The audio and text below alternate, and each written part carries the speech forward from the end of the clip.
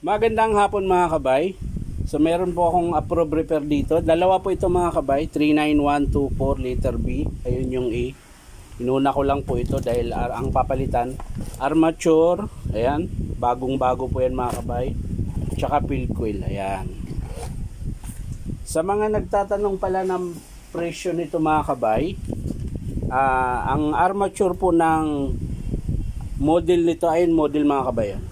D28720, bali ang armature ng mga kabay is 25, yan. Tapos yung field coil mga kabay 15, yan.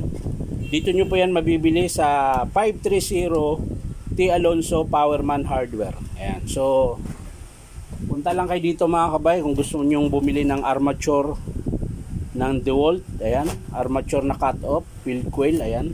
Dito po yan mabibili sa Powerman Hardware. So tara mga kabay, samahan nyo ako, kakabit ko po yan dito. So yan na mga kabay, nakalas ko na po yung mga screw. So hugutin na lang natin mga kabay. Yan. So ito po yung papalitan na armature mga kabay.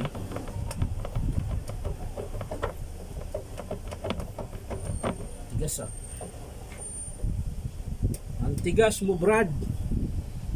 So yan mga kabay, nakalas ko na po yung armature niya na luma. Ito po yung luma mga kabay. So ito kakalasin din natin para papalitan natin ng field coil. So palo-palo lang mga kabay para makalas. Ayan. O diba? Kalas na siya mga kabay.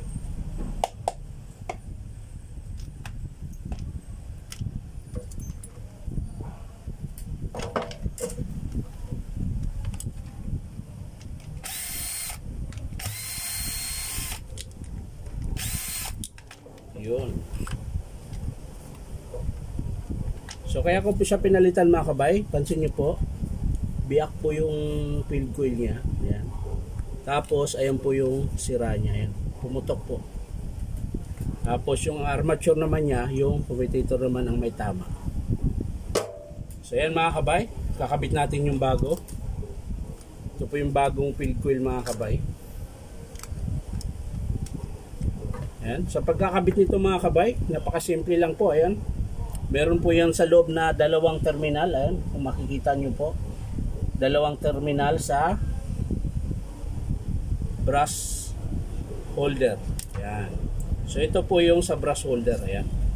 Yung dalawang po ito mga kabay, papunta po ito sa carbon. Ito naman yung papunta sa switch. Ayan. On off. Ayan. So ganun lang po kadali mga kabay. So sasalpak na natin to.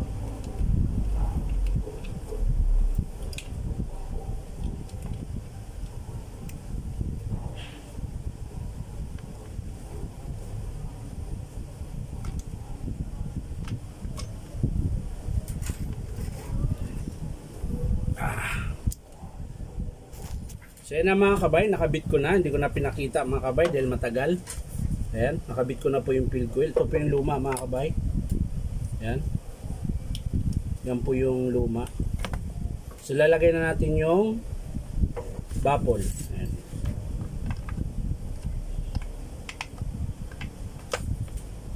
Ayan. Tapos nakalagay na rin yung armature mga kabay. Ayan. Bago na rin po yan. So isasalpak na natin mga kabay. Ayan. Sasalpak na natin. Tama ka. Sleeve. Ayan, mayroon ng sleeve sa loob. So sasalpak na lang natin mga kabay.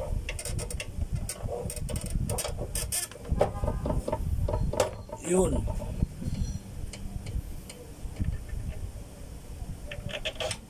Ito muna, sa ilalim muna.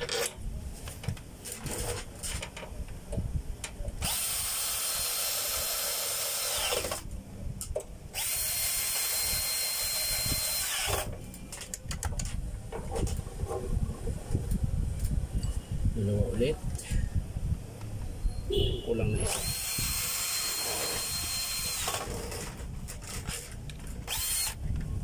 Bakit kulang ng isa, Brad? Ito pala.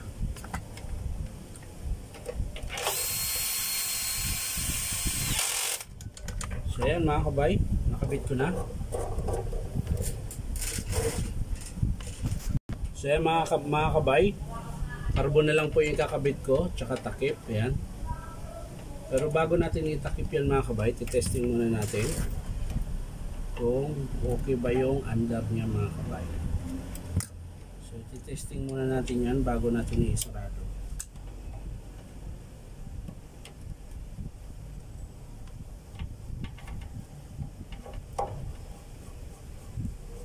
So yan. Titesting muna mga kabay, titesting na natin.